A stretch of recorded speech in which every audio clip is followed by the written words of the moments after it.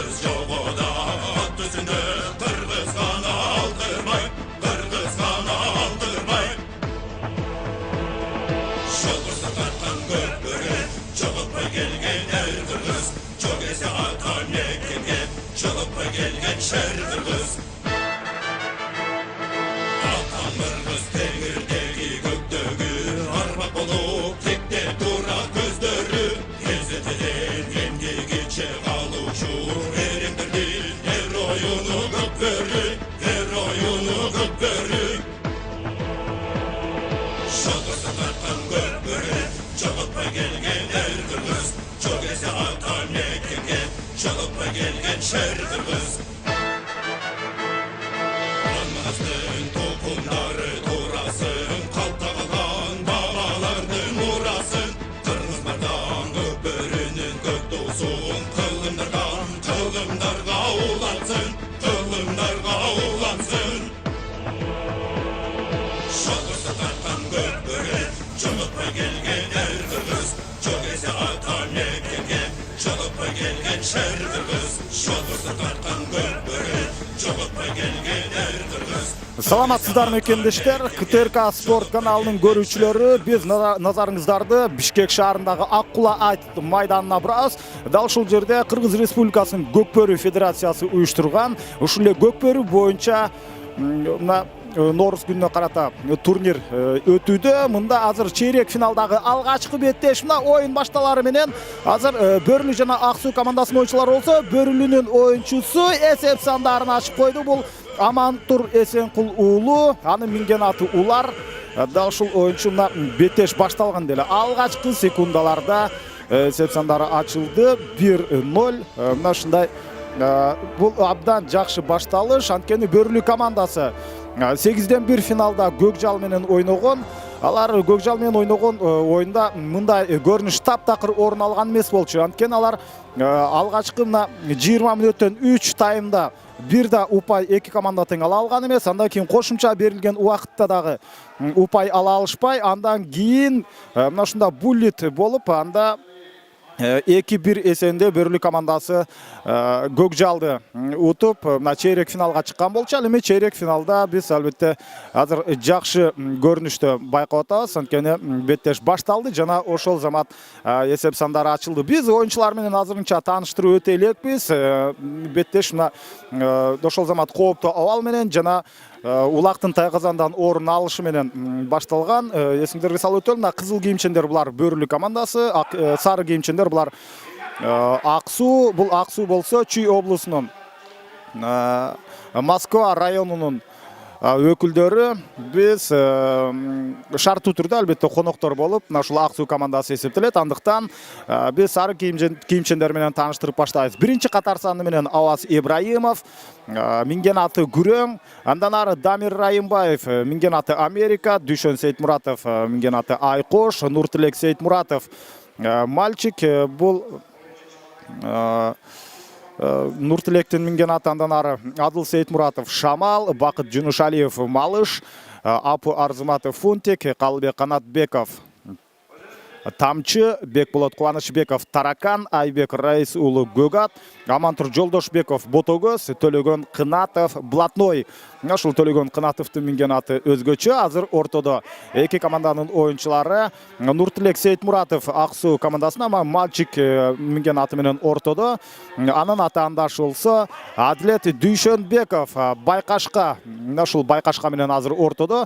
Бул жекеме жеке атайын белгиленген борбордук бөлүктөгү аянттан улакты көтөрүп кетүүгө аракеттерин жасайт. Эсиңиздерге салып өтөбүз, бул улактын салмагы 35 килограмм. Ал эми бул азыр аянт бир аз суу болуп турат. Андыктан мына ушул суу бул улакка сиңгенден кийин бир топ эле андан да салмагы оорлойт. Жок дегенде мына 40-45 килограммга чейин бул улактын салмагы оорлоп кетиши мүмкүн. Андыктан бул бир кап мына ундун, бир кап буудайдын салмагындай болгон. Аны жерде мына бир кол менен атаандашын тоскоолук кылып жаткан учурда көтөрүп кетүү албетте бир топ оорго турат.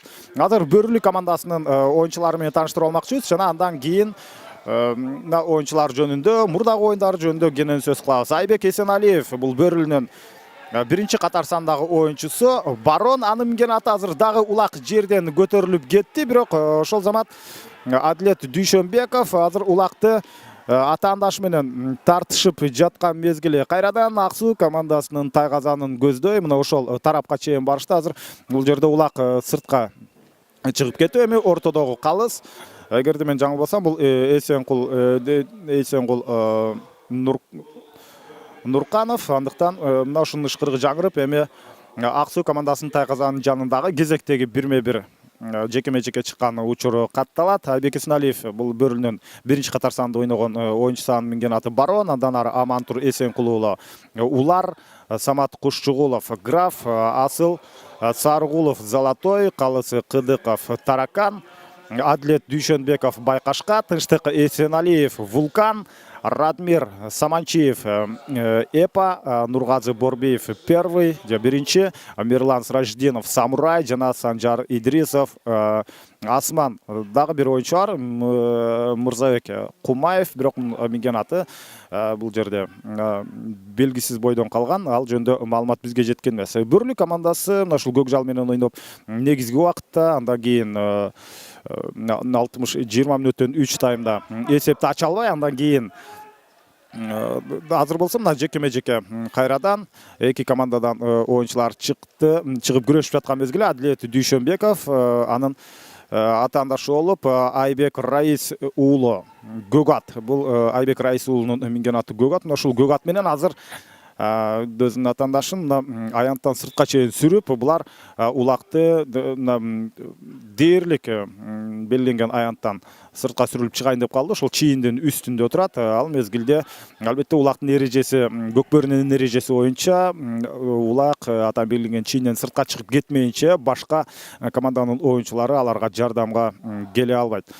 Бөрлү командасы ушундай буллет эсебинде гана Ак Сууду, көк жалды уткан. Андыктан булардын биринчи 8-1 финалдагы оюну абдан кыйын болгон. Ал мезгилде Айбек Раис улакты жерден көтөрүп кетти. Ошол замат Гөгат менен сызган бойдон атаандашынын тайгазанын көздөй мына аттанат. Анын артынан 3 оюнчу мына коргоого алды. Алардын эң башкысы дал ушул жерден албетте Ак Суудун башка оюнчулары.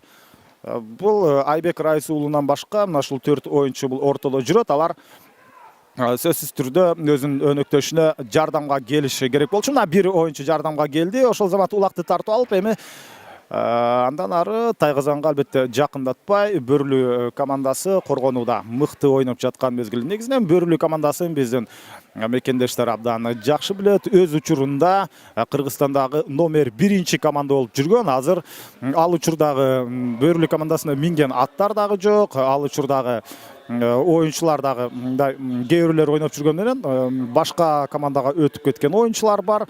Андан кийин азыр албетте Кыргызстандагы эң мыкты 4 команданын катарына кире алат. Бирок финалга чейин чыгып, финалда беттеше турган деңгээлде эмес деп айтсак болот. Бирок бул албетте спорт. Андыктан байгелүү орундарга күч сынашуу үчүн алгач мына ушул бул жерде Ак Суу командасын утуп алыш керек. 1-0 эсебинде алдыга чыкты. Аны Амантур Эсенкул уулу Улар деген минген аты менен барып тайгазанга алгачкы секундаларда эле таштап койду. Ал эми Ак Суу командасына келе турган болсок, булар 8-1 финалда Сокулуктун Төш Булак командасы менен ойногон. Аларды ар бир 20 мүнөттүктө бирден улакты таштап олтурушуп 3-0 эсебинде утушту. Бөрлүгө көк жал каршылык көрсөткөн сыяктуу Төш Булак Ак Сууга анчалык каршылык көрсөтө алган жок. Бирок татыктуу оюнду көргөнбүз. Анда улакты тайгазанга таштаган оюнчулар Нуртилек Сейитмуратов жана Бакыт Жунушалиев, ошондой эле Амантур Жолдошбековдор айырмаланган, өзгөчөлөнгөн. Азыр мына сүрмө топ улакты жерден алууга болгон аракеттерин жасоодо биз айтып өттүк. Мына аянты бир аз суу болуп турат. Андыктан бул жерге мына ушул 35 кг салмактагы улак жерге түшкөндөн кийин ал бир аз ага суу сиңип, салмагы андан да оорлоп калат. Азыр эми ортодогу калыс улакты дал ушул жердеги бөрүлүнүн тайгазанынан 20 метр алыстыктагы жерге улакты таштап берди. Кайрадан эмне бөрүлүдөн Адилет Дүйшөнбеков бул байкашка бөрүлүнүн курамындагы ушул байкашка деген аты жекеме жекедеги эң негизги номер 1 ат болуп эсептелет. Ошондуктан көбүнчөсү дал ушул оюнчу жекеме жекеге чыгып улакты жерден алып кеткенге аракет кылууда. Нуртилек Сейитмуратов болсо бул Ак Суудан чыккан оюнчу, өзү 1997 жылы төрөлгөн. Азыркы учурда демек болгону 19 жашта. Бул оюнчунун албетте келечеги алдыда, бирок бул жөн гана келечектин оюнчусу эмес, учурдун оюнчусу деп айтсак да болот. Өзүн азыр жакшы деңгээлин көрсөтүп, бул Нуртилек Сейитмуратов минген аты мальчик. Ушул мальчиктин үстүндө улакты жерден көтөрүп кеткенге жакшы мүмкүнчүлүк түзүлгөн. Акыркы учурда гана Адилет Дүйшөнбеков байкашка менен келип, аны сүргүлөп, түртүп олтуруп улакты жерден көтөрүп кетүүгө шарт түзбөй койгон. Дагы бир мүмкүнчүлүк түзүлдү. Бирок бул ирет Адилет Дүйшөнбековто эсеп сандары 1-0, бирок бул беттеш жаңы башталгандагы эсеп болгондуктан бул оюндун тагдырын чече турган албетте упай эмес. Ак Суу командасы эсепти теңеп кеткенге алдыда дагы жок эле дегенде бир 50 мүнөттөн көбүрөөк убакыт бар. Анткени бул көк бөрү ошондо атайын эл аралык деңгээлде бардык жагынан майда чүйдөсүнө чейин эрежелер жазылып такталган. Анда 20 мүнөттөн 3 тайм болот. Анда жеңүүчү аныкталбай калса кошумча убакыт берилет. Мына ушундай андан ары анда да жеңүүчү аныкталбаса ушундай буллет сыяктуу. Анда буллетте кандай? Дал ушул азыр булар жерден жекеме жеке чыгып жаткан жерде бир оюнчу улак менен турат. Ал эми анын атаандашы өзүнүн тайгазанын жанында. Демек 20 метр аралыкта артта турат дагы. Мына карама каршы тараптагы тайгазанды көздөй сызып жөнөшөт. Артындагы Чавандес аны барып ошол улакты тайгазанга таштаганга мүмкүнчүлүк бербеш керек. Ал учурда Адилет Дүйшөнбеков улакты жерден көтөрүп, өзүнө ыңгайлуу кылып кармаганга мүмкүнчүлүк ала алды. Алардын албетте тайгазанга таштай турган аралыгы карама каршы жакта. Андыктан дал ушул жака улакты көтөрүп алып чабуулга өтүшү керек. Дүйшөнбеков кайрадан Эсенкул уулуна атты улакты өткөрүп берди. Ал мезгилде ортодогу Калыс өзүнүн чечимин чыгарып, демек Ак Суудун оюнчусу эрежени бузган. Бул мына ушул ортодо жекеме жекеге чыгып жаткан Нуртилек Сейитмурат уулу. Бул жаш экен, 19 жашта экенин айтып өттүк. Андыктан бул жаш оюнчу эрежени одоно бузганга аргасыз болду. Анын жыйынтыгында азыр 2 мүнөт бою ушул Ак Суу командасы бир оюнчуга аз ойнойт. Негизинен эки командада 12ден чабандасы бар. Алардын бирок болгону төртөөсү гана оюн талаасына чыга алат. Ошол оюн талаасына чыккан оюнчулардын катарынан 4 оюнчу өткөрүп аткан болсо, алардын бирөөсү эскертүү алып калгандыктан 2 мүнөттүк айып тартып, эми көпчүлүк болгон учурда Бөрүлө командасы албетте жок дегенде бир упай, дагы бир упай алганга мүмкүнчүлүк алышы керек. Мына азыр чабуул менен атаандашын аянттын көздөй тайгазанын көздөй жөнөдү. Адилет Дүйшөнбеков ал жалгыз ага каршылык көрсөткөн эч ким жок, бирок тайгазанды айланып анын жанынан өтүп кете берди. Бирок аянттан сыртка чыккан жок. Кайрадан дагы бир келгенге мүмкүнчүлүк болот. Себеби ар бир оюнчу бирден оюнчуну мына ушундай коргоого алганда албетте сөзсүз түрдө алар упай жагынан мүмкүнчүлүк алганга жетиши керек болчу. Ал мезгилде бир аз пикир келишпестик. Анткени бул эреже бузууга жатабы жатпайбы? Калыс албетте аны бир аралыкка салат. Ал мезгилде азыр улак мына ушул жерде түшүп калган, келип Ак Суудун оюнчусу келип катуу сүрүп кеткен учурда улак жерге түшүп калды дагы. Андыктан пикир келишпестик орун алып жаткан учуру. Oyuncular bары аянттан сыртта қалды. Бұл чыныгы абдан бүйірді қызытқан ойын болуп эсептелет. Себеби чындыгында дагы бир жолу биз кайрылуу өтөбүз.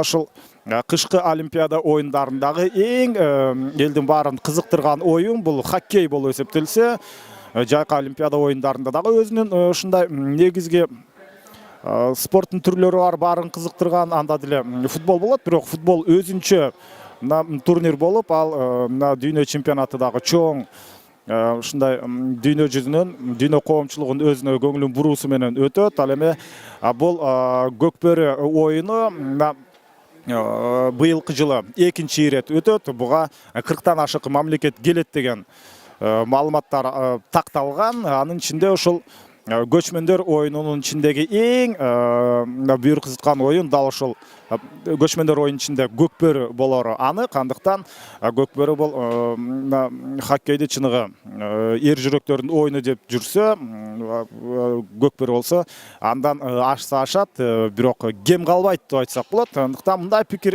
келишпестиктер, кагылышуулар болгон учурда көп деле таң калуунун кереги жок. Деми улак албетте Адилет Дүйшөнбеков да болчу. Андыктан калыс азыр кандай чечим чыгарат? Адилет Дүйшөнбековдун колунан кайрадан чабуул уланабы же ортодогу жерге коюлабы? Ал учурда дагы бир оюнчуга ортодогу калыс эскертүү берип жаткан учуру эми Бөрүлү командасынын оюнчусу. Бөрүлү командасынын оюнчусу мына камчы менен чапкандыгы үчүн ал дагы эскертүү алды. Бул Амантур Эсенкул уулу. Андан сырткары анын өнөктөшү мына Ак Суу командасынан Аваз Ибраимов. Аваз Ибраимов экөө тең эми 2 минутадан айып тарткандан кийин эки командада болгону 3төн гана оюнчу ойнойт. Бул ошол Нооруз майрамына карата өткөрүлүп жаткан учурда өзгөчө көрүнүш. Ал мезгилде анын ордуна дагы башка эки атчан оюн талаасына чыгып келди эле. Мына Ак Суудан бир оюнчу сыртка кетти. Жана Бөрүлүдөн дагы бир оюнчу сыртка кетиш керек. Дал ушундай бул эрежени бузганга эч кимдин укугу жок. Эреже бузулса, анда бул албетте спорттук мелдеш эмес, бул башка бир башаламан бир нерсе болуп калышы мүмкүн. Дүйнө жүзүндө бардык эле спорт федерацияларынын эрежелери абдан катуу сакталат. Анын катарында азыр болсо Ак Суу командасы чабуулга чыкты. Көк ат менен бул жерде жок, көк ат менен Айбек Раис уулу кандай ылдамдык менен баратат. Атаандашы ага каршылык көрсөтпөшү керек. Ал учурда ушунчалык өзгөчө көрүнүш орун алды. Жана улак анда да жерде түшүп калды. Мына ушул Айбек Раис уулу жогорку ылдамдык менен баратканда бул 10-чу катар санда ойногон оюнчу. Ошол эле учурда дагы бир 10-чу катар санда ойногон атаандашынын оюнчусу Мирлан Сыражиденов артынан Самурай менен бараткан. Бирок Самурай жерге тайып жыгылып, артынан жетпей калып, ал мүмкүнчүлүктү Айбек Раис уулу колдоно алган жок. Эсеп саны 1-0 бойдон калууда. Бул ирет кандай болот? Бул ирет дагы улак жерге түшүп калды дагы. Ошол замат улакты жерден көтөрүп кеткенге азыр Апу Арзыматовдон мүмкүнчүлүк бар эле. Ошол замат Айбек Эсеналиев ага каршы жетип келди. Биз болсо мына Амантур Эсенкул уулу менен Аваз Ибраимовдун атайын айып тартып калгандыктан сыртта турганын көрүбүз. Алар бири-бирине жанаша турат. Буга чейинки мына 13-чү мүнөттө бул эки оюнчу бири-бири менен катуу пикир келишпестик болуп бири-биринин ортосунда камчы менен сабашып жаткан мезгил болсо, эми алар көкбөрүнүн чындап кызуусуна киргенде бул оюнчулар ушинтип өздөрүн кармана албай образга катуу киришкен. Андан кийин жөнөкөй турган учурда экөө бири-бирине жакшы оюндан сырткары учурда мына ушундай жылуу мамиледе жана андан да көбүрөөк айтсак болот, достук мамиледе экөө жанаша турганы бул жакшы көрүнүш. Бардык пикир келишпестик, бардык нерселер ушундай оюндун ичинде гана калышы керек, ал эми сыртында сый урмат болгону абдан жакшы. Бөрүлүк командасынын тайгазанын жанында улакты жерден көтөрүпкө болгон аракети жасалууда. Мына экөө жанаша туруп эми кайрадан аянттын ичине кирди. Демек кайрадан бири-бирине ушундай тоскоолдук кылуу, бири-биринин жолун тороо андан ары уланат. Дал ушул айып тартып калган эки оюнчу түз эле улакты жерден көтөрүүгө болгон аракетин баштады. Ал учурда Айбек Эсеналиев анын минген аты жок, бул Амантур Эсенкулуулу минген аты Улар. Азыр мына көк ат менен ылдам чабуулга чыгып, анын артынан Аваз Ибраимов баратат. Амантур Эсенкулуулу эсепти өзгөртү 2-0. Улак менен кошо тайгазандын ичине түшүп барды. Бул албетте Азамат ушунчалык 2 мүнөт айып тартып калгандан кийин бул оюнчу оюн таласына киргенге ушунчалык оюн таласына кирип оюн жүргүзүүнү сагынып калган сыяктуу. Буга болгону өзүнүн жакшы оюнун көрсөтүү үчүн 2 мүнөт гана жетишчүдөй болуп калды. Мына оюн таласына кирип айып убактысы бүткөндөн кийин ошол Замат экинчи упайын алып келди. Демек бул дубль жасады деп айтсак болот. Амантур Эсенкулуулу азырынча 2-0 болсо, 2 жолу улакты тайгазанга таштаган дал ушул Амантур Эсенкулуулу. Бөрүлүк командасындагы эң жакшы ойногон лидер оюнчулардын бири болуп эсептелет. Жерден улакты алууга болгон аракет бул ирет Ак Суу командасынын оюнчусу Аваз Ибраимов улакты жерден көтөрүп кеткенге аракет жасады. Андан ары Дүйшөн Сейитмуратов. Бул 1992-жылы төрөлгөн оюнчу.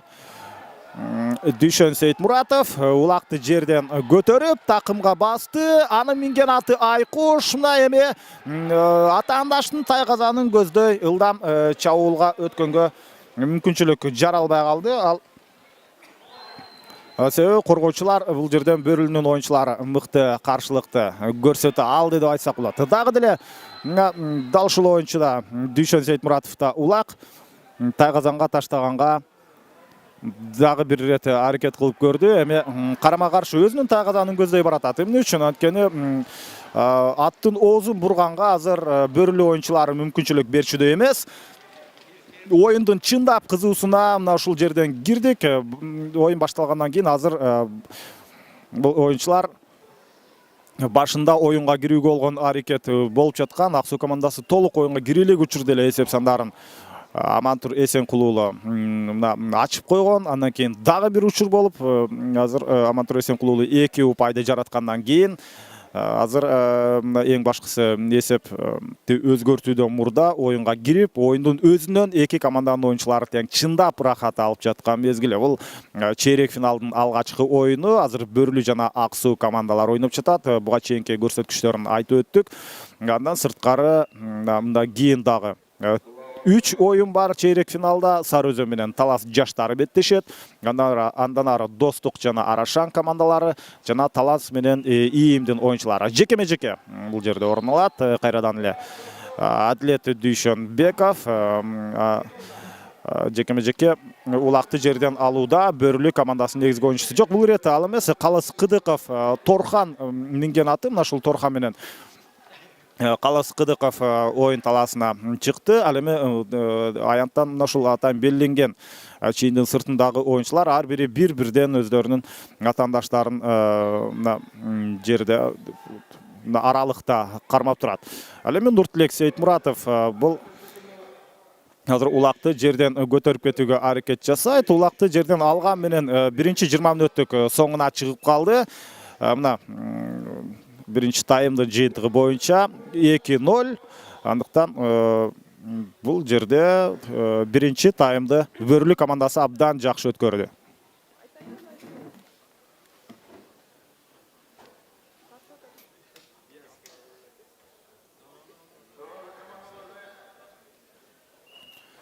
Мына эки командадан тең 4 ойынчу кайрадан чыкты. Бул экинчи 20 мүнөттүк сары кийимчендер Ак Суу командасы эми бөрүлүү кызыл кийим менен биринчи 20 мүнөттүктүн жыйынтыгы боюнча 2-0 эсебинде кызыл кийимчендер бөрүлүү командасы алдыда.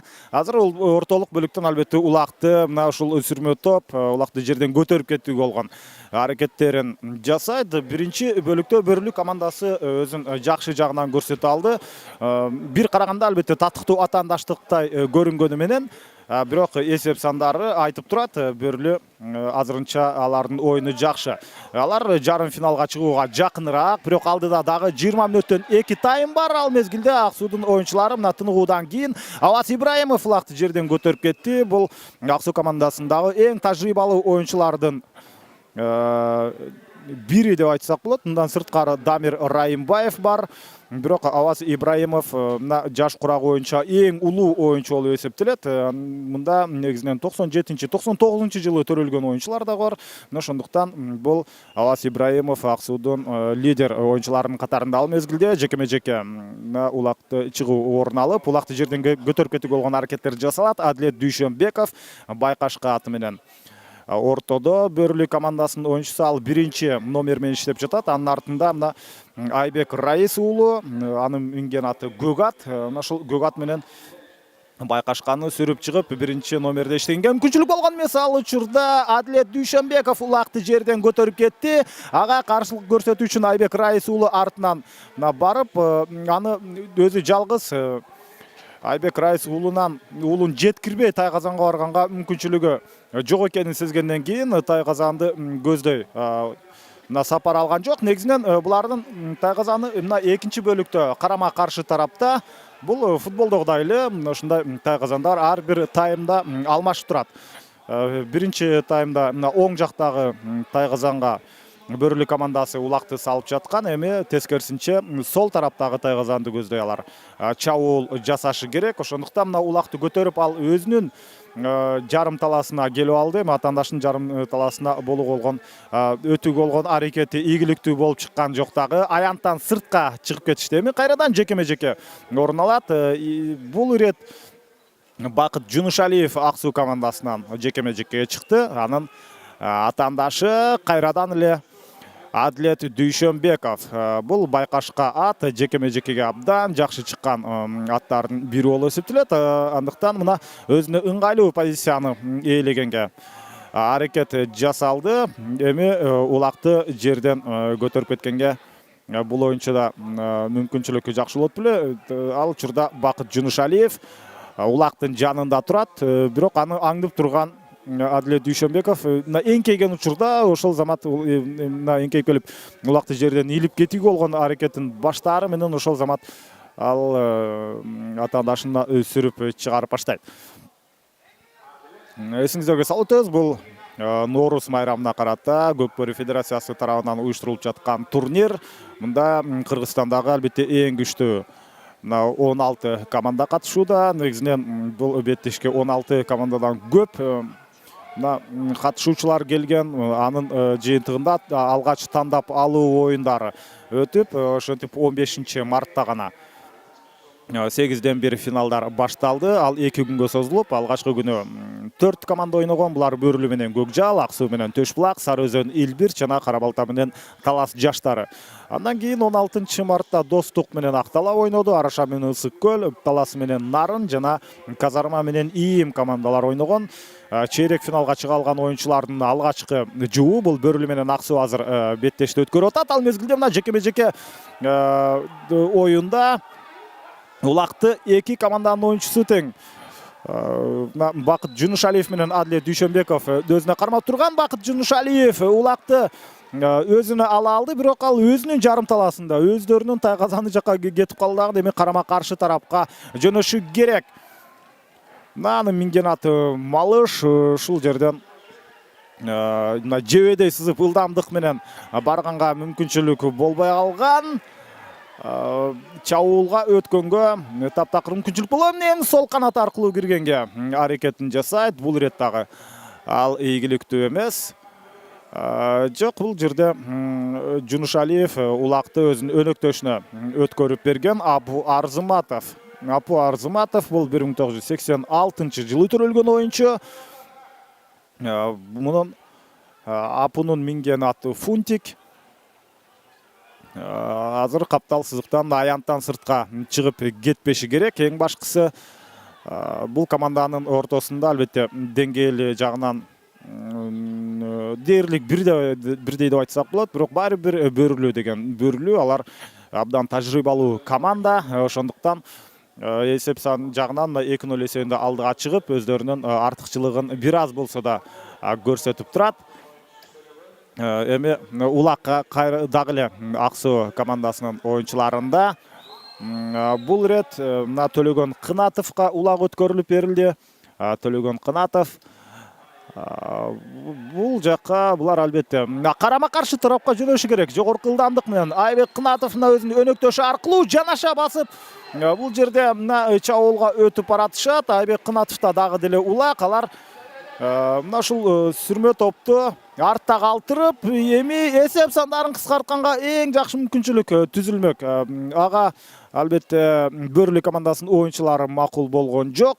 Биринчи кезекте Айбек Эсеналиев анын жолун тороп барып, өздөрүнүн тайгазанын кургак сактап калды.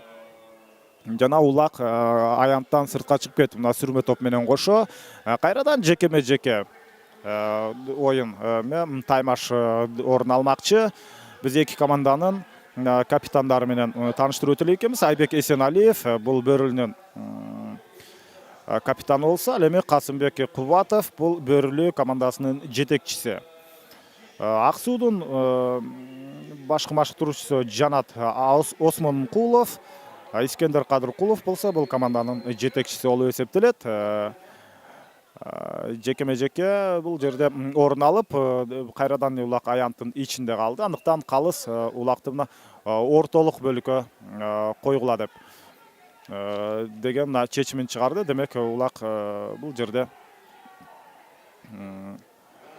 ортолук бөлүккө коюлат. Ал учурда Бөрүлүүнүн оюнчусуна эскертүү берилди. Демек Бөрүлүү калган 2 мүнөттө мына ушундай бир оюнчуга аз ойнойт. Ак Суу командасынын эсеп сандарын кыскартканга азыр эң жакшы мүмкүнчүлүк. Бөрүлүүнүн оюнчусу бул Тынчтык Эсеналиев, мунун минген аты Вулкан. Жекеме-жеке оюн башталды. Бакыт Жунушалиев 96 жылы төрөлгөн оюнчу азыр ортодо. Ал улакты жерден көтөрүп кетүүгө болгон аракетин жасап жатат. Бул Бакыт Жунусалиевдин дагы минген аты Малыш, абдан жакшы жекеме-жекеде жакшы оюн көрсөтөт. Ал мезгилде кайрадан эле Адилет Дүйшөнбеков, Бөрүлүүнүн оюнчусу. Адилет Дүйшөнбеков улакты жерден көтөрүп кетти. Эми чабуулга чыкканга мүмкүнчүлүк түзүлүшү керек, бирок аянттын ичинде башка оюнчулар каршылык көрсөткөнгө мүмкүнчүлүк ала албайт. Эң башкысы Бөрүлүүнүн оюнчусу бул жерде эми убакты көрөк чөйүп, өзүнүн оюн талаасынан сыртка чыгып калган бир оюнчусу келгенге чейин убакытты эртерээк өткөргөнгө, убакытты чойгонго аракетин жасашы керек. Ошол жерден эмнегедир ал улакты көтөрүп кетпей, тескерисинче эртерээк кармап турса жакшы болмок. Мына эки оюнчу улакты бири-биринен тартып алганга болгон аракет менен азыр Ак Суудун тайгазанын көздөй келишти. Булар жогорку күү менен баратып, аянттан сыртка чыгып бараткан учурда улакты жерге таштап кетишти. Бул эң жакшы көрүнүш. Ал мезгилде Ак Суудун оюнчусу чабан десе улакты көтөрүп кеткенге аракет жасады. Биз мына чейрек финалдагы алгачкы оюнду көрүүдөбүз деп айттык. Дагы 3 оюн бар. Ошентип тандалып күчтүүлөр финалга чыгат. Бул 19 март күнү жарым финалдык оюндар. Анда бул команданын утканы мында кийин Сары Өзөн менен Талас жаштар ойнойт. Ошолордун утканы менен ойнойт. Дагы жарым финалга чыккан оюнчулар жок эле дегенде андан кийин дагы 2 оюн өткөрөт. Утканы 1-чи орун үчүн, утулганы албетте 3-чү орун үчүн. Ал 21 март күнү Ал 21 март күнү мына ушундай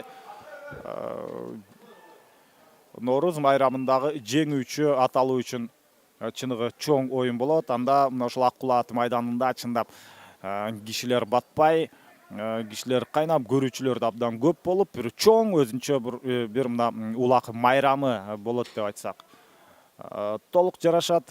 Калысына чечими чыкты. Демек кайрадан жекеме жеке улак тартыш, улакты жерден көтөрүп кетүүгө болгон аракеттер жасалат. Ал мезгилде Бөрүлүнүн оюнчусу 2 мүнөт айып тартып калган оюнчусу кайрадан оюнга кошулду.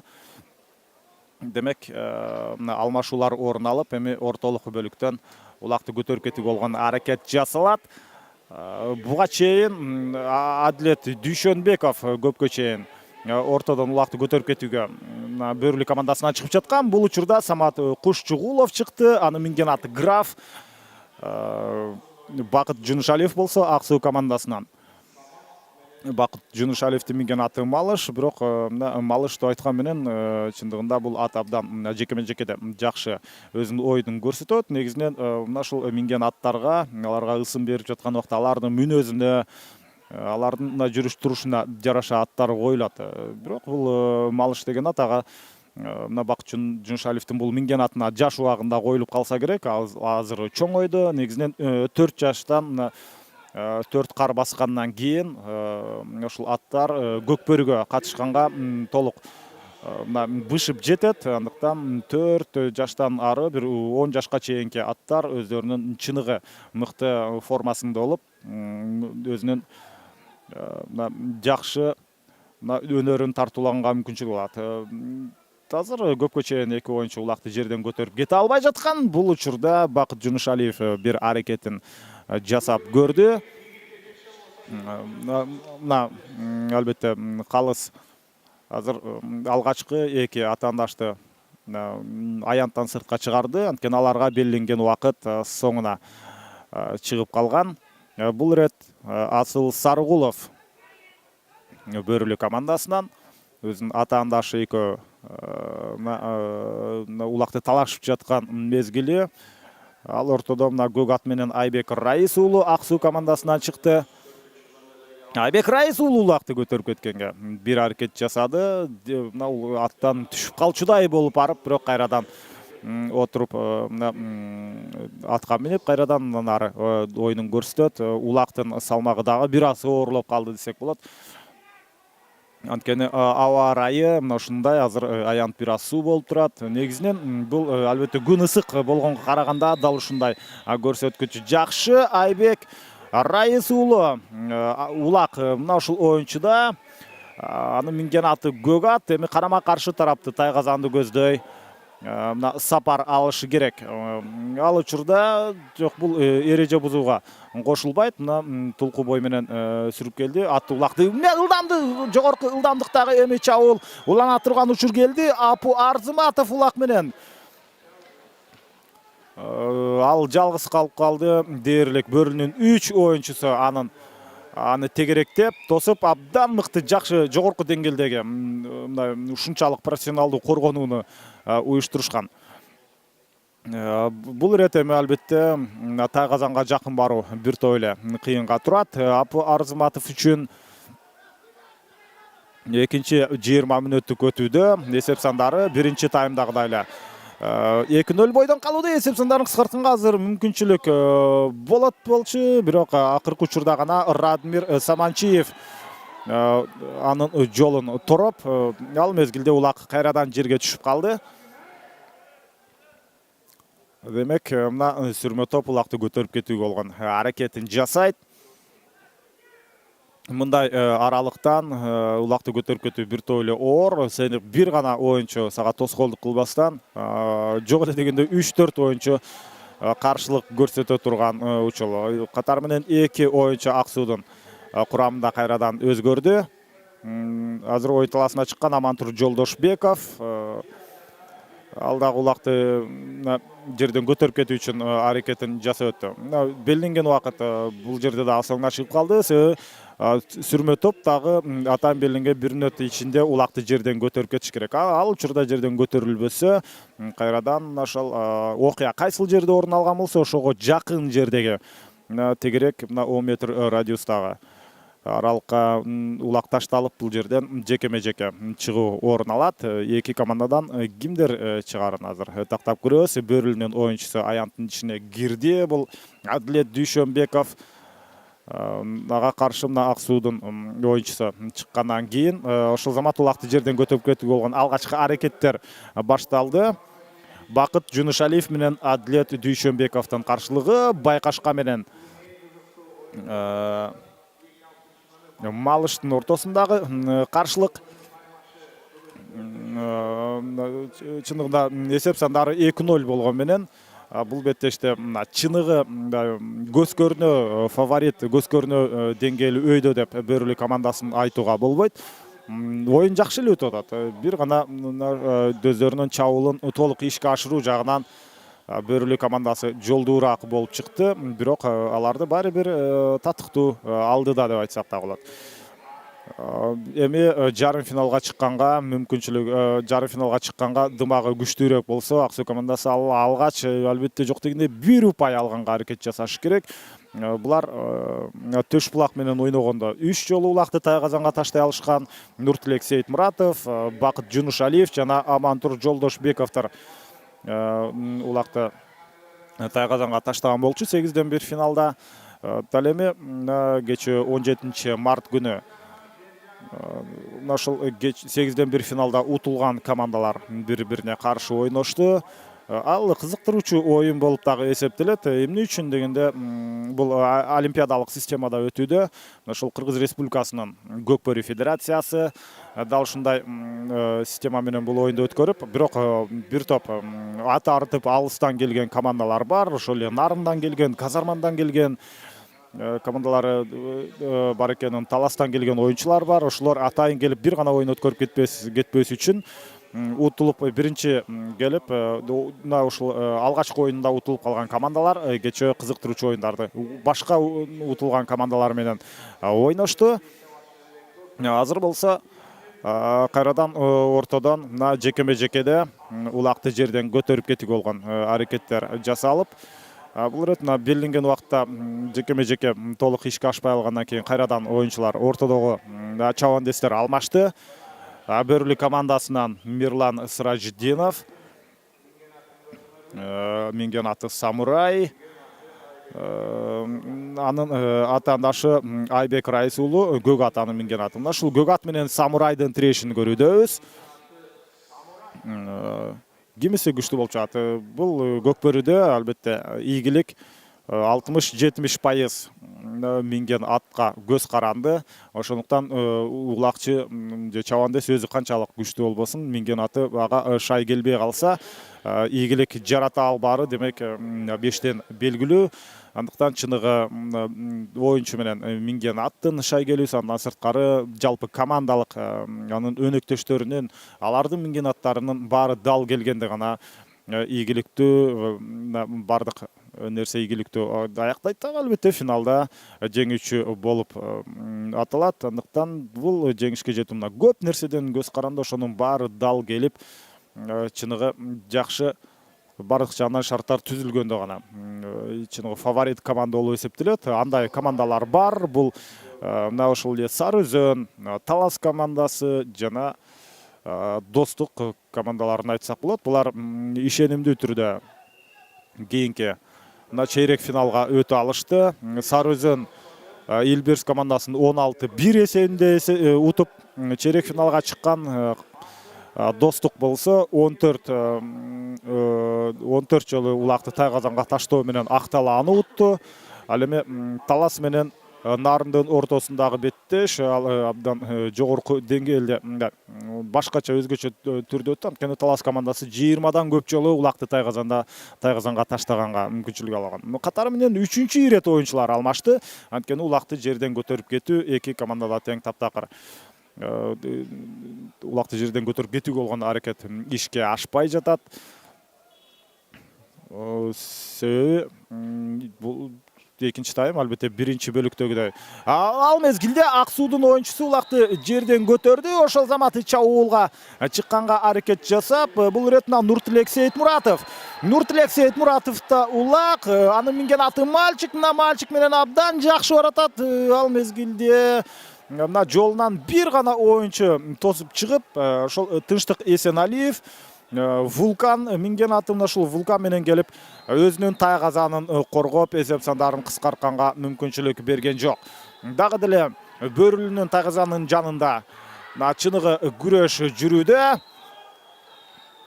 Ак суу оюнчуларын тайгазанга таптакыр бул жерде жакындатпай жатышат. Анткени улак менен Нуртилек Сейитмуратов эң башкысы мына ушул Нуртилек Сейитмуратовду тайгазанга жакындатпашы керек. Ал мезгилде экинчи 20 мүнөттүк дагы соңуна чыгып калган. Калыстын ышкырыгы жаңырды, эсеп сандары 2-0 бойдон калды. Андыктан убакыт соңуна чыкканга чейин булар эмнегедир токтобостон мына ушундай бири-бирин сүрүп баратат. Ал мезгилде мына улак ортого ташталды. Биз тыныгуудан кийин 3-20 мүнөттүктү көрөбүз.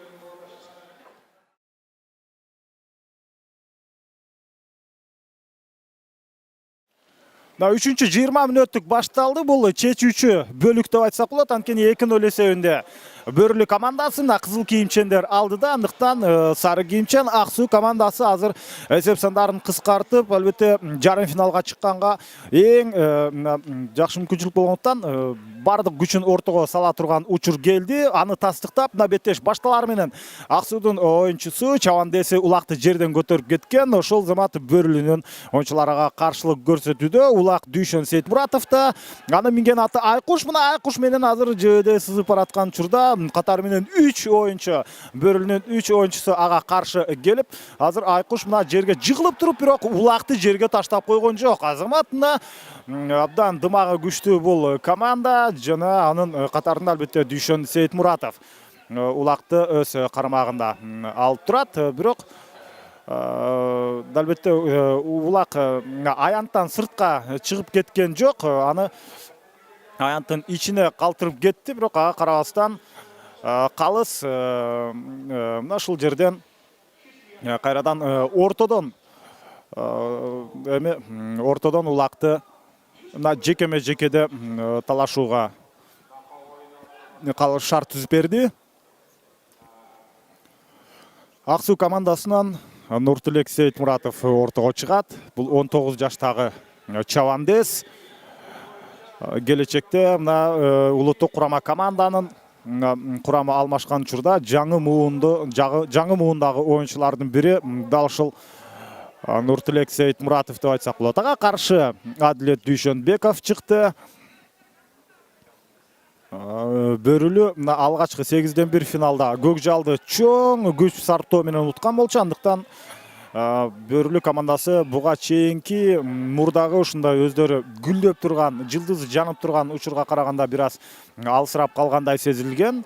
Ал эми мына чейрек финалда азыр татыктуу оюн көрсөтүп 2-0 менен алдыда баратат. Нуртилек Сейитмуратов улакты жерден көтөрүп, эми аянттын ичинде экөө улакты тартып кетүү болгон аракеттерин көрсөтүүдө.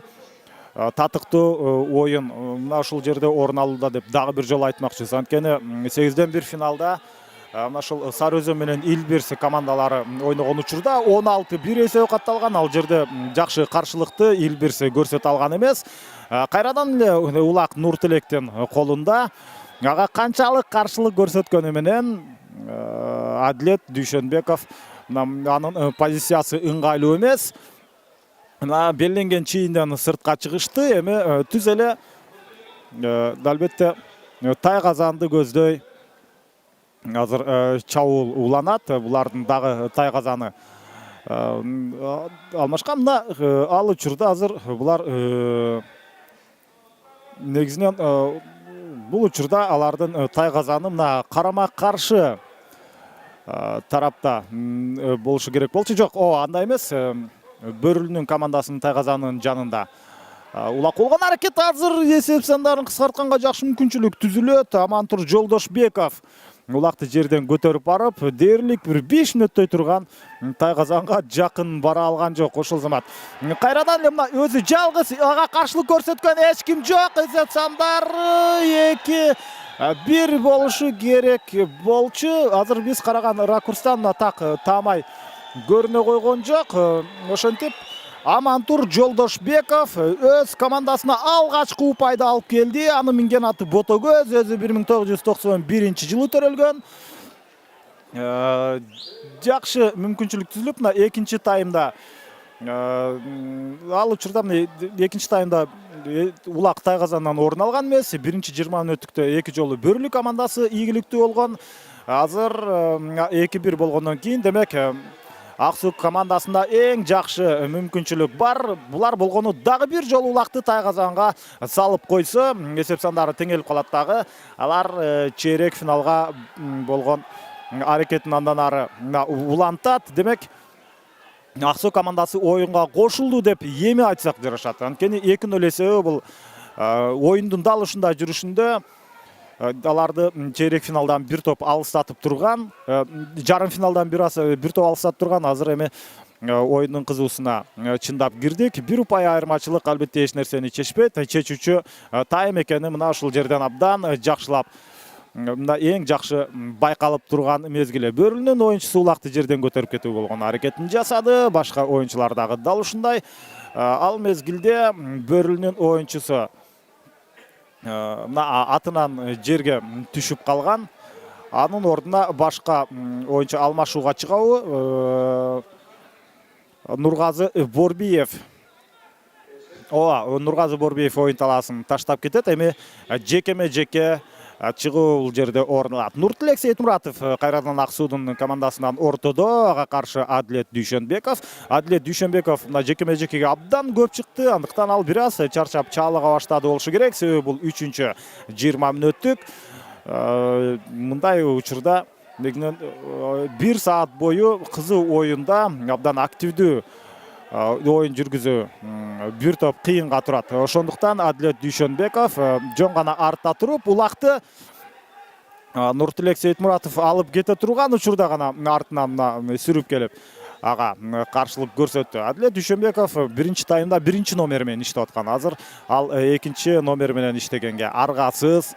Анын жыйынтыгы жана азыр эле айтып өткөндөй, ал бир аз көбүрөөк тагыраагы бир тойлы көбүрөөк энергия сарптап койгонунда. Аксуу командасынын оюнчусу азыр байгашканы сүрүп чыгарып өзүнө ыңгайлуу позицияны ээлегенге аракет жасайт. Адилет Дүйшөнбековдо дагы ыңгайлуу позиция жарала койгон жок. Бирок күрөш жүрүүдө. Буларга 1 мүнөт убакыт берилет, белгиленген. Ошол убакыт ичинде улакты жерден көтөрүп кете албаса, сөзсүз түрдө албетте башка оюнчулар бул экөөнү алмаштырат. Бөрүлү командасы үчүн убакыттын эртерээк бүткөнү жакшы, эсеп жагынан алар алдыда. Адилет Дүйшөнбеков улакты жерден көтөрүп кетти. Жана чабуулга чыгала. Бул жерден өзүнүн өнөктөшүнө Мырзабек Кумаевка улакты өткөрүп бериши керек. Мырзабек Кумаевка улак берилди. Мырзабек мына улак менен ал ушул атаандаштарын кантип жазгырып өтүүнүн жолун таппай жаткан учурда кайрадан Мирлан Сыражидинов да улак. Мирлан Сыражидинов ал оюнчулардын позициясын бир сыйра карап чыгат. Эң башкысы ага каршы ойногон Адыл Сейтмуратовду артта калтырды жана жогорку ылдамдыкта анын жолунан бир гана оюнчу тосуп чыга алат. Аны жазгырып өткөнгө мүмкүнчүлүк болобу жок андай эмес. Аваз Ибраимов ага жакшы каршылык көрсөтө алды. Бирок дагы деле мына улак менен азыр Мирлан Сыражидинов Самурай менен ушинтип өзүнчө бир топ жүрүш жасап келип, өзүнүн өнөктөшү ага каршылык көрсөтүп калган. Ага өзүнүн өнөктөшү албетте жардам көрсөтөм деп келген болчу. Себеби азыр жалгыз улакты Тайгазанга таштаганга караганда эки оюнчунун көтөрүп таштаганы абдан ыңгайлуу болмок. Аксуу оюнчулар улакты мына жерден илип көтөрүп кетти.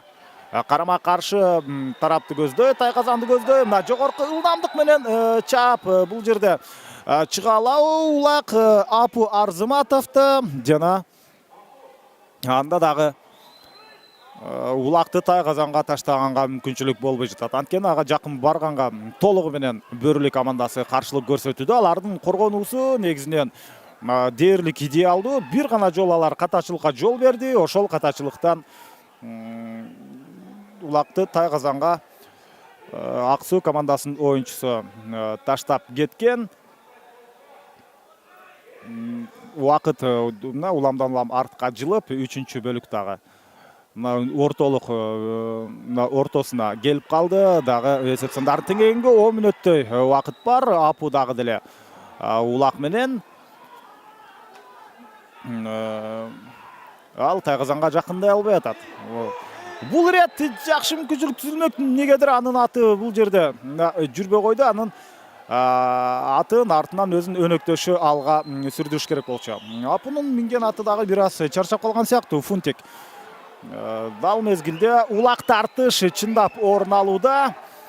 Амантур Жолдошбеков жана Айбек Эсеналиев. Айбек Эсеналиев команданын капитаны. Улакты тартууга болгон аракеттер жасалып, акыркы учурда гана Улак жерге түшүп калды. Жана калыстын ышкырыгы жаңырды. Демек, жекеме-жеке чыгуу орун алат. Ак Суудун оюнчусу азыр аянттын ичинде белгиленген аянттын, жаңылбасам бул Айбек Раис уулу. Айбек Раис уулу түз эле ортодо жекеме-жеке чыгууга өзүнүн аракетин күтүп турду дагы. Ошол заматага каршы Адилет Дүйшөнбеков чыкты. Адилет Дүйшөнбеков азырынча 1-номер менен калыс азыр беттешти кайрадан башташ керектигин айтып турат. Анткени мына ышкырык жаңырган учурда булар маңдай тескей туруп, андан кийин оюнду башташ керек. Мына белгиленген убакыт эми башталды. Демек, бул учурда кимиси ийгиликтүүрөөк аракет жасайт. Адилет Дүйшөнбеков жалаң жекеме-жеке чыгууда гана өзүнүн өнөрүн тартуулоодо. 12-чи мүнөт артта калыптыр. Демек, дагы 8 мүнөттай убакыт бар. Дал ушул 8 мүнөт ичинде эсеп сандарын кыскартканга албетте Ак Суу командасы аракет жасайт. Азыр ортодо дагы 1 мүнөттөй убакыт өтүшү мүмкүн. Андан кийин дагы башка оюнчуларга убакыт берилип, алар ортого чыгат. Көбүрөөк Бөрүлүнүн оюнчулары чарчап чалыкканы байкалып турат. Ошондуктан алар Улакты жерден ийилбестен бир аз болсо дагы убакытты азайтууга болгон аракеттер жасалууда. Адилет Дүйшөнбеков Улакка жакын туруп алып, өзүнүн байкашка минген аты менен таптакыр Айбек Раис уулун өзүнө жакындатпай жаткан учуру мына калыс ышкырыгын жаңыртып, бул жерде оюнчуларды аянттан сыртка чыгарат. Алмашуулар орун алды жекеме-жекедеги. Азыр Нуртилек Сейитмуратов чыкты Ак Суу командасынан, жана Самат Кушчугулов, бул минген аты Граф. Самат Кушчугулов 2-чи таймда дагы жекеме-жекеге бир нече ирет чыккан. Дал Адилет Дүйшөнбековду алмаштыра турган, жекеме-жекеде алмаштыра турган негизги оюнчулардын бири дал ушул Самат Кушчугулов болуп эсептелет. Анын минген аты дагы абдан жакшы. Ал учурда Нуртилек Сейитмуратов Улакты жерден көтөрүп кеткенге мүмкүнчүлүк ала алган. Дагы бир жолу кармады Улакты. Анын өзүнүн минген аты Мальчик Улакты басып алгандыктан гана көтөрө албай калды. Биз негизинен командаларды айтып өткөнбүз. Кайсы команда 8-ден 1 финалда ойногон.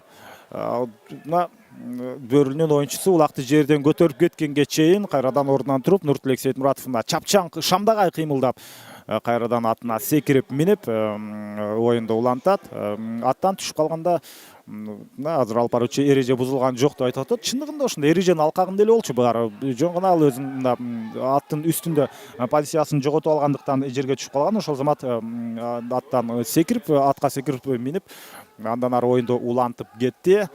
Экинчи оюнчу алмашкан мезгилде Нуртилек бир аз активдүүрөөк өзүнүн атаандашына караганда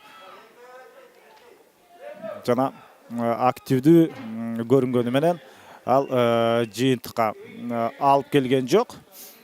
Үчүнчү чабандестер алмашуу мезгили Ак Суу командасынан Амантур чыкты. Ботогөз бул оюнчунун минген аты. Бөрүлүдө болсо кайрадан эле Адилет Дүйшөнбеков. Адилет Дүйшөнбеков бир мүнөттө эс алып алгандан кийин кайрадан ортодо турат. Азыр четтеги оюнчулар мына ушундай сыртта буларды күтүп турган учурда бир аз эс алып өзүнө келип алды. Демек Бөрүлү командасы мына чарчап чалыккан оюнчулар толук өзүнө келди деп айтсак болот. Демек алар эң башкысы мындан ары коргонууда жакшы ойногонго аракет кылат. Анткени эсеп мына ушундай оюнду коргонууда жакшыраак ойногонго шартты түзүп берген. 2-1 менен Бөрүлү командасы алдыда. Кызыл кийимчендер азырынча жолдуураак, эми калган бөлүктө албетте сөзсүз түрдө Ак Суу оюнчулары көбүрөөк аракет жасаш керек. Алардын активдүүлүгү мына көрүнүп жатат. Бирок бул ирет Амантур Жолдошбеков өзүнүн жакшы жагынан көрсөтө албай экинчи номер менен ойноп калууда. Беттеш соңуна чыгарына дагы 6 мүнөттөй убакыт бар. Ал мезгилде Дүйшөнбеков улакты жерден кармаганга мүмкүнчүлүк алды, бирок андан ары кете алган жок. Негизинен дээрлик бардык эле беттештерде мына ушул айрыкча экинчи тайм абдан кызыктуу болот. Биринчи бөлүктө алар оюнга кирип, бирок ал атаандаштарынын деңгээлине жараша эми үчүнчү бөлүктө бир аз чарчап чалыга баштаган убакта мына ушундай жекеме-жеке чыгуулар көбүрөөк орун алат. Адилет Дүйшөнбеков улакты жерден көтөрүп, мына такымга басып алды. Атаандашынын тайгазанын көздөй бара жаткан мезгил эсеп сандарын өзгөрткөнгө мүмкүнчүлүк болот. Эгерде азыр бир жолу Бөрүлү командасы улакты тайгазанга таштап ала турган болсо, анда албетте сөзсүз түрдө бул командада бул беттештин тагдыры чечилип калмак. Ал учурда Нургазы Борбиев улакты колунан чыгарып алып жерге түшүрүп алган. Ошол заматта Ак Суудун оюнчулары улакты жерден көтөрүп кетти. Жана тайгазанды көздөй чабуул бул жерде уланышы керек, бирок ага чейин ошол сүрмө топтун ичинен ишенимдүү чыга алган оюнчу гана мына жалгыз бир да чабандести жеткирбей, албетте тайгазанды көздөй сапар алганга мүмкүнчүлүк түзүлүшү керек. Азыр мына улак тартыш чындап мына көп топтоо менен улак тартыш орун алып жатат. Ак Суу оюнчулары дагы деле улакты атаандаштарына берчүдөй түрү жок. Бирок улакты өзүңдө алып жүргөн бул башка нерсе. Ал эми тайгазанга жетүү бул өзүнчө бир тапшырма. Азыр мына оюнчулар сүрүлүп барып аянттан сыртка чыгып кетти. Кайрадан жекеме-жеке таймаш орун алат. Ак Суу оюнчулары улакты мына көтөрүп келип ортого ташташы керек. Эки командадан кимдер ортого чыгат деген суроо бар. Эми мына оюн бир аз токтоп турган учурда биз дагы бир жолу эсиңиздерге салып өтөбүз. Бул А секторундагы оюнчулар Бөрүлү менен Көкжал ойноп, Бөрүлү чейрек финалга чыккан. Ал эми Ак Суу менен Төшбулак ойноп, Ак Суу чейрек финалга чыккан. Андыктан мына ошол чейрек финалда Бөрүлү менен Ак Суу экөө жарым финалга чыгуу үчүн болгон беттештерин өткөрүүдө. Кызыл кийимчендер Бөрүлү, сары кийимчендер Ак Суу. Ак Суудан чыккан, азыр жекеме-жеке чыккан ойчу Авас Ибраимов. Минген аты Күрөң. Мына Авас Ибраимов улакты жерден көтөрүп кете алды. Самат Кушчугулов ага каршылык көрсөтө алган жок. Ошол замат Ак Суу чабуулга чыкты. Жана алар түз эле тайгазанга улакты таштай турган тарапты көздөй баратышат. Суурулуп чыга алабы бул жерде Ак Суудун оюнчусу? жок, сурулуп чыкканга мүмкүнчүлүк түзүлө бербей. Позициялар бир аз өзгөргөн. Акыркы учурда гана ал өзүнө ыңгайлуу убакытты мүмкүнчүлүктү колдоно алган эмес. Дагы деле аксы оюнчулар улак менен коргонууда Бөрүлү командасы жакшыраак ойноп жатат. Аваз Ибраимов бир дагы оюнчуга улакты бербей, ишенимдүү түрдө өз карамагында алып турган мезгили. Улак албетте аянттан сыртка чыгып кеткен жок. Азыр гана мына калсын желеги көтөрүлүп, негизги калсын ышкырыгы жаңырды. Кайрадан жекеме-жеке. Бул жекеме-жеке чыгуу албетте Бөрүлү командасы үчүн абдан ыңгайлуу. Анткени алардын убакытты ушинтип акырындап чою олтуруп 2-1 эсебинде соңуна чыгуу болгон, убакытты бүтүрүүгө болгон аракеттерин жасоодо. Саналуу гана минута калды. Дегерде мен байкашымча дерлик 1 мүнөттөн бир аз гана көбүрөөк убакыт калгандай. Бөрүлү эми ушул 2-1 эсебин сактап калуу болгон аракетин жасайт. Дүйшөнбек, Адилет Дүйшөнбеков ортого чыккан. Ага каршы Аваз Ибраимов. Аваз Ибраимов уламдан улам активдүүрөөк жасап, азыр улакты жерден көтөрүп кетип, ошол замат чабуулга чыгып, эсепти теңеши керек. Болбосо азыр 20 секундадай гана убакыт бар. Жана бул учурда жада калса улакка Адилет Дүйшөнбеков Аваз Ибраимовду жакындатпай атат. 3-2-1-0. Ойын бүттү. Биз Бөрүлү командасын чейрек финалга чыгышы менен куттуктайбыз. Ал эми ак суу татыктуу атаандаштыкты көрсөтө алды.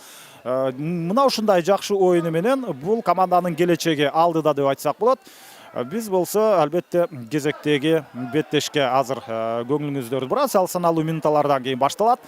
Сары Өзөн жана Талас жаштарынын ортосунда.